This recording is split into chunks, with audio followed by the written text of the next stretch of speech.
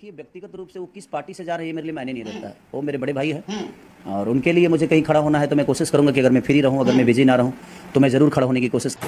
खेसारी लाल यादव भैया जैसा स्टार होना भोजपुरी इंडस्ट्री में किसी के बस की बात नहीं है। खेसारी भैया और पवन सिंह के बीच में हमेशा विवाद चलते रहता है। दोनों के बीच में इतना ज़्यादा विवाद होता है जैसे लगता है कि एक दूसरे के एकदम कट्टर दुश्मन है। नमस्कार दोस्तों, राधे राधे। आई होप आप सब अच्छे होंगे, मस्त होंगे, स्वस्थ होंगे। अगर चैनल पर नया है तो चैनल सब्सक्राइब करके एक प्यारा सा लाइक में ज़रूर करें। वही पवन सिंह इस बार चुनाव लड़ने वाले हैं।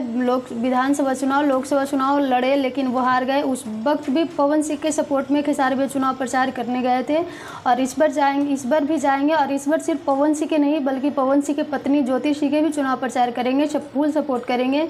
खेसारी भैया का कहना है कि वो किस पार्टी से आ रहा है उससे मुझे कोई लेना देना नहीं रहता है, लेकिन जिसके साथ मेरा दिल का रिश्ता जुड़ा रहता है, जैसे दिनेश लाल यादव भैया हो गया, रवि किशन हो गया, मनोज तिवारी हो गया, पवन भैया हो गया, बहुत सारे ऐसे भोजपुरी के जिससे मेरा दिल का कनेक्शन होता है। वो किसी भी पार्टी से आए और मुझे याद करता, प्यार से याद करता, बुलाता है तो मैं चला जाता हूँ।